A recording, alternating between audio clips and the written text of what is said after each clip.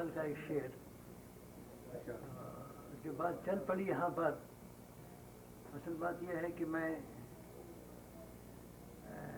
قصوروار ہوں اور اپنے قصور کا اس دور میں اعتراف کرنا زیادہ مناسب ہے.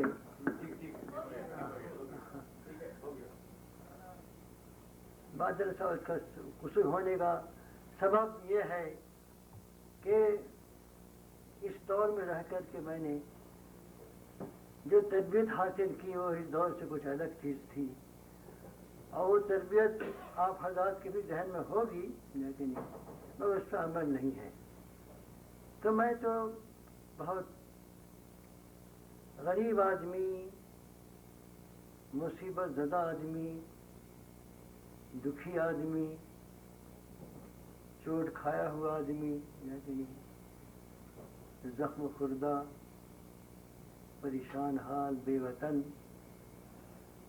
تو یہ چیزیں ہیں میری شاعری کا سرمایہ، اور اس کے لیے میں نے بہت کھویا ہے، بہت لٹایا ہے، لیکن اور لٹاتا رہتا ہوں. تو جو چیز اتنا ڈوب کر، اتنا کھو کر، اتنا قربان کر کے، اتنی چوٹ کھا کر حاصل کی جائے، آپ جانتے ہیں کہ اس کا احترام اور اس کی عزت حاصل کرنے والے کو کیا ہوتی ہے. آپ جانتے ہیں اس بات کو. تو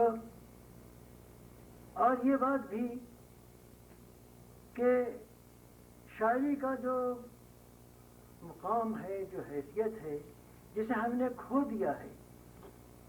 زمانے میں جو رفتار چلی سستی چیزوں کے حاصل کرنے کے لیے مہنگی چیزیں بھی بیچ دینا، لیکن اس رفتار نے مجبور کر دیا آج کل کے لوگوں کو کہ وہ ایسی مہنگی چیز کو بھی سستے دام فروخت کرتے ہیں. اس کا قصور ہے. ورنہ شاعری کا مرتبہ وہ ہے، آپ سب کے سامنے ایک بات کر دوں، کسی کو معلوم ہوگی کہ شاعری کا مطلب جو فارسی کا مقولہ ہے کہ شاعری جزویست از پیغمبری، پیغمبری کا ایک جز ہے یہ. لیکن پیغمبر کو شاعری نہیں کہا گیا، اس لیے کہ قرآن نے شاعری کے موجودہ ماحول کو پسند نہ کر کے شاعری کی بنیاد پر اشارہ کیا ہے. تو حضور صلی اللہ علیہ وسلم کے زمانے میں جب شاعر حسان میں ثابت تھے تو اس سے ظاہر ہوتا ہے کہ شاعر کا مرتبہ کیا ہے کہ حضور جو سارے عالم کے ازل سے لے کے ابد تک پیدا ہونے والے انسانوں میں سب سے زیادہ مقدس، سب سے زیادہ محترم، سب سے زیادہ عظیم، لیکن جو قیامت تک کے نمونہ ہے انسان کی ترقی کا، ارتقاء کا، وہ پیغمبر بھی حضرت حسان نے ثابت سے جب شاعری سنتے تھے تو خود نیچے تشریف رکھتے تھے، اب ممبر اٹھاتے تھے سان تمل کو. اور یہی نہیں بلکہ ان سے شعر سنتے کے وقت اپنی چادر مبارک ان کو اڑا دیتے تھے. اچھا وہ تو ہوئی بات. اب میں اردو کے متعلق آپ سے یہ بات تو سن لینا چاہیے، یہ توجیہ اوقات نہیں ہے. آپ نے فرمایا ہے کہ میری شاعری سے شاعری نہیں ہے، اس میں ایک میسج ہے، اس میں ایک پیغام ہے. میں کہنا چاہتا ہوں، اس کو کہتا رہوں گا. عنوان دوسرا ہوتا ہے لیکن اس بات نکل گئی. تو شاعری میرا ایک میسج جو آپ نے کہا وہی میں کہہ رہا ہوں. میری شاعری کا ہر سر کا اپنا اندازہ کیا ہوگا. تو میر صاحب کا نام سنائیے، آپ نے خوب میر کا نام لیتے ہیں. تو میر صاحب دلی میں میٹھے ٹوٹے گڑے جا کے نیچے برباد ہوئے، ویران ہوئے، جا کے نہیں، اور کھانا خراب ہو کر کے لکھنؤ آئے. لائے لوگوں نے لکھنؤ لائے وہ. تو نواب آصف الدولہ، شہنشاہ آصف الدولہ کے ہاں وہ مصاحب بہت خوش آمد ملایا. آصف الدولہ میں وہاں تشریف لائے جا کے. تو میر صاحب کے دوران قیام میں جب آصف الدولہ کے ہاں تھے وہ، تو نواب صاحب کے یہاں بادشاہ سلام کیا کہ لڑکا آیا، اچھا خوشگلو، بہت اچھا گلا اس کا، بہت اچھا گانے والا. وہ گانا سنانے لگا اپنی، تو بادشاہ بہت محظوظ ہوئے، بہت خوش ہوئے، بہت مسرور ہوئے. اتنے میر صاحب تشریف لائے. بادشاہ کے زبان سے نکلا ہے کہ میر صاحب کتنا اچھا خوشبو لڑکا ہے، اپنی غزل دیجیے نا آپ کہ پڑھے اس کو. بس بادشاہ سلام کے سامنے میر کا تیور ایسا بگڑا کہ فوراً واپس ہوئے تھے، فوراً واپس ہوئے، پھر بالکل نہیں گئے، زندگی بھر نہیں گئے. اور وہ میر صاحب فاقہ کش تھے، فاقہ تھا ان کو، کوئی تھا نہیں، بالکل فاقہ. ایک دن بادشاہ سلامت نکل رہے تھے، راستے میں ہاتھی پر سوار تھے، اور انشاءاللہ خواہ انشاء جو بعد میں نوجوان شاعر تھے، بادشاہ کے تو بہت چڑھے تھے، وہ ان کے ساتھ تھے. تو جب بادشاہ سلامت نکلتے تھے لکھنؤ کے بازار میں تو اس وقت سارا بازار کھڑا ہو جاتا تھا، بالکل سب کھڑے ہو گئے. تو بادشاہ گزر رہے ہیں تو ایک شخص بازار سے ذرا سا متصل ایک کنویں پر بیٹھا تھا. جب بادشاہ سلامت کی سواری گزرنے لگی اس سے تو وہ شخص نے پیٹھ موڑ لی، اپنی رخ تھا بازار کی طرف، اس نے پشت پھیر لی. بادشاہ نے دیکھا اس کو اور انشاءاللہ خان سے پوچھا کہ کون بدتمیز ہے یہ جو کھا تو ہوا نہیں اور پیٹھ پھیر لی. وہی میر صاحب ہے. ارے میر صاحب جاؤ جاؤ جاؤ خوش آمد، جاؤ جاؤ خوش آمد کرو، مان کے لاؤ 1000 سوئی تھے رہ جاؤ، خوش آمد کرو، مرا کے لاؤ، لاؤ میر صاحب مرا کے لاؤ.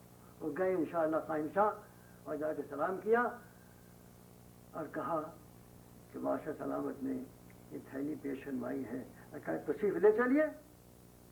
میر صاحب نے کہا کہ تیرا بادشاہ مجھے فقیر سمجھتا، جو سر بازار مجھے خیرات دیتا، مجھے نہیں گئے، نہیں گئے. وہ تو میں نے کہا یہ تو میں نے بھی اپنی کتابوں میں لکھا ہے، میری کتاب جو نہیں آئی اس میں لکھا ہے، میں نے میر غالب اقبال 2-4 شاعروں کو متعلق عرض کیا ہے کہ اس میں ان کا تعلق شاعری سے کیا تھا، فن و فنکار میں کیا تعلق ہے، کیا رشتہ ہے، میں نے ثابت کیا اس کو. اور اس کے بعد آخر میں کہا کہ میرا تعلق فن سے کیا ہے، اس کے میرا تعلق فن سے کیا ہے. میں نے کہا کہ میں نے مذہب نے، خدا نے جن چیزوں کا احترام فرض کیا ہے انسان کے لیے، مسلمان کے لیے، ایمان والوں کی، اس کے بعد سب سے عظیم چیز میرے سامنے شاعری. اس کے مقالے میں دولت کونے میں سامنے ہیچ ہے، میں نہیں کہا اس میں. اور جو میں نے کہا ہے بولا نہیں ہے، کہا ہے، لکھا ہے، وہ کتاب میں لکھا ہوا ہے. لیکن اور وہ کتاب سینکڑوں کے ہاتھ میں پہنچ چکی ہے. وہ تو ایسے میں نے وہ بھی چیلنج کریں گے، مجھے چیلنج کریں گے، میں ثابت کروں گا. تو میں نے کچھ بات آپ سے کی تو میں اس کے لیے معافی کا خواستگار ہوں. لیکن مزاج کی کیفیت کیسی تھی، لیکن وہ آپ کے لیے نہیں ہے بلکہ وہ عام مخاطب ہے، مخاطبت ہے جو شاعری کو لیکن ذرا بازاری بھاؤ میں سمجھتے ہیں. معاف کیجیے مجھے آپ. تو میں آپ کو آپ ترمز فرماتے ہیں تو میں آپ کو ایک چیز سناؤں ترنم سے رکھو کر کے.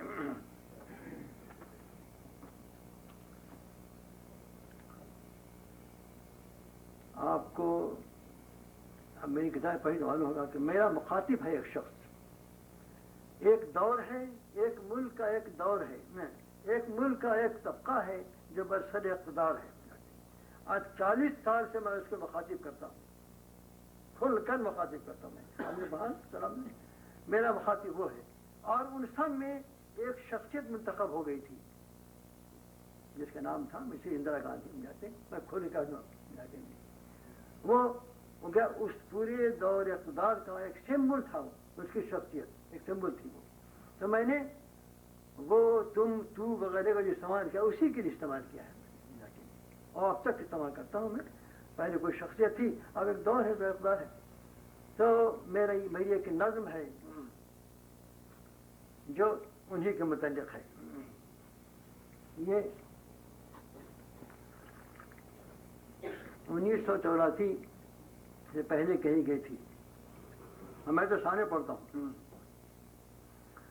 وہ نظم اس کی 4-5 حصے ہیں. پہلا حصہ تنہید ہے، پریفیس. دوسرا حصہ شاعر کا یا عاشق کا کردار ہے، شخصیت، کیریکٹر، کہ وہ کیا ہے، اس نے کیا کیا ہے. اس کے بعد اس کے محبوب کا کردار ہے، اس کا کیریکٹر ہے. اس کے بعد تیسرے حصے میں اس سے مخاطبت ہے، مکالمہ ہے اس سے، لیکن اس سے بات چیت ہے، اور اس کے بعد کلائمیکس ہے۔ اس کو پیش نظر رکھیے، میں کہتا ہوں اس کا عنوان ہے کہانی۔ آئیے ہم سے آپ ایک آج کہانی سنیے، آئیے ہم سے آپ ایک آج کہانی سنیے، آج تک ہم سے بہت شعر و غزل سنتے رہے۔ آئیے ہم سے آپ ایک آج کہانی سنیے، آج تک ہم سے بہت شعر و غزل سنتے رہے، اور ہر شعر کی تاثیر پہ سر ڈھونڈتے رہے۔ آج اس شعر و غزل کا پس منظر سنیے، ہم تو شاعر نہ تھے، شاعر ہوئے کیوں کر سنیے۔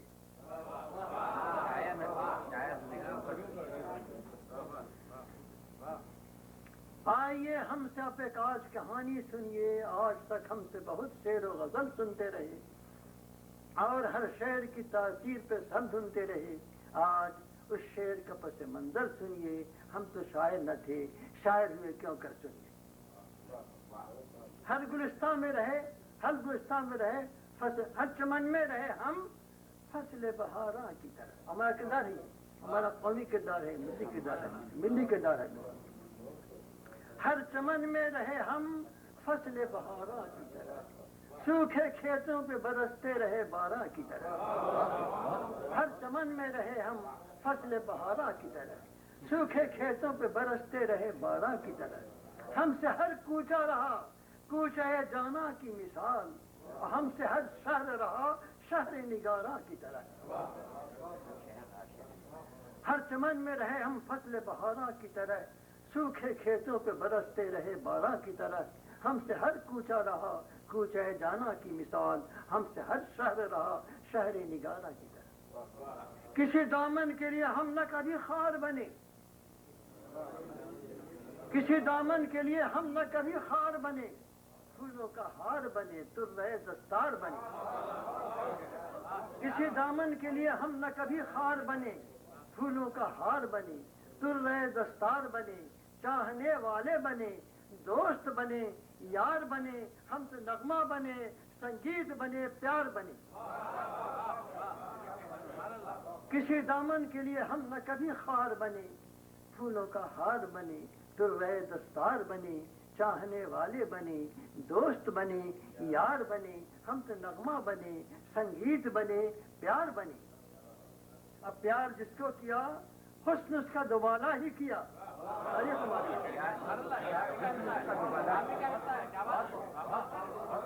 پیار جس کو کیا حسن اس کا دوبالا ہی کیا، اس طرح اس کو سنوارا کہ نرالا ہی کیا۔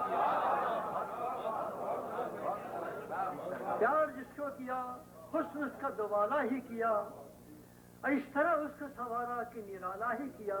اور جس طرح گزرے ادھر شمع جلاتے گزرے، اور جس کے گھر بھی گئے اس گھر میں اجالا ہی کیا۔ پیار جس کو کیا حسن اس کا دوبالا ہی کیا، اس طرح اس کو سنوارا کہ نرالا ہی کیا۔ اور جس طرح گزرے ادھر شمع جلاتے گزرے، اور جس کے گھر بھی گئے اس گھر میں اجالا ہی کیا۔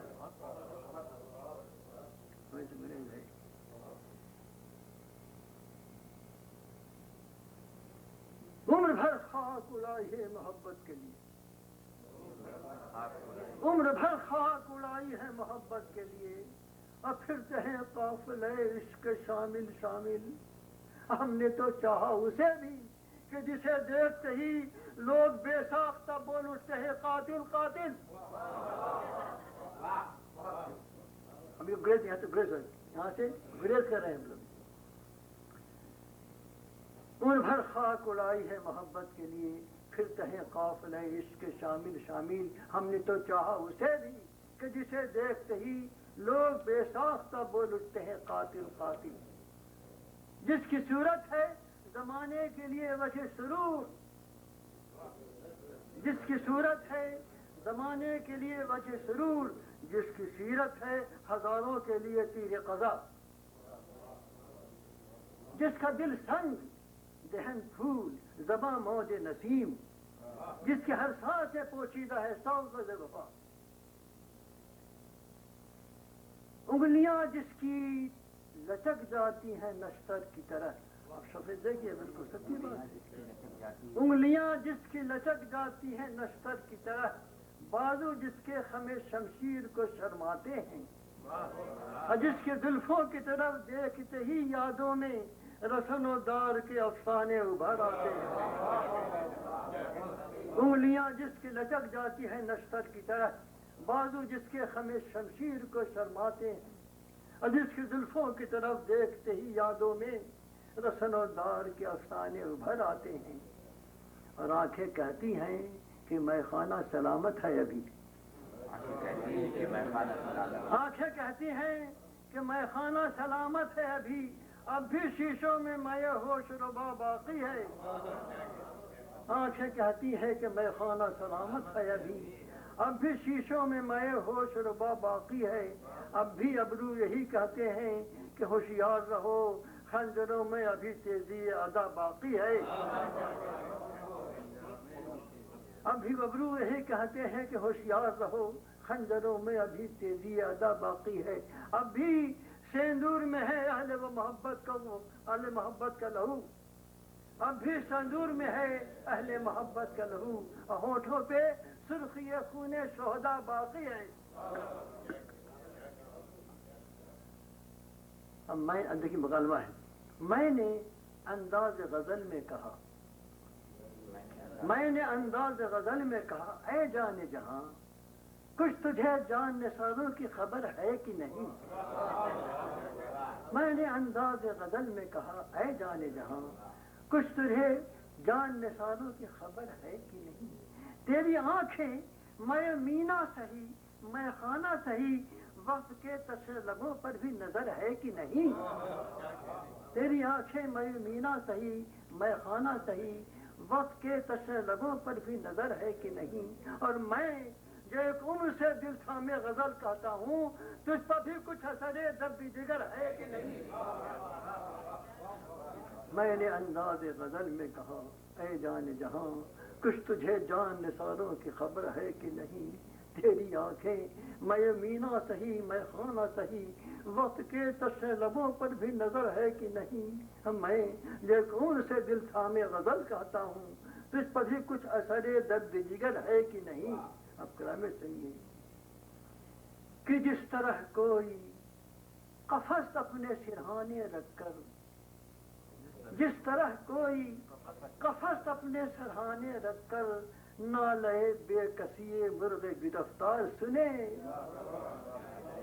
جس طرح کوئی قفس اپنے سرہانے رکھ کر نالے بے کسی مرغ گرفتار سنے، اس نے سو ناز سو انداز سے نظروں کو اٹھا، آنسوؤں کو میرے دیکھا، میرے اشعار سنے. اس نے سو ناز سو انداز سے نظروں کو اٹھا، آنسوؤں کو میرے دیکھا.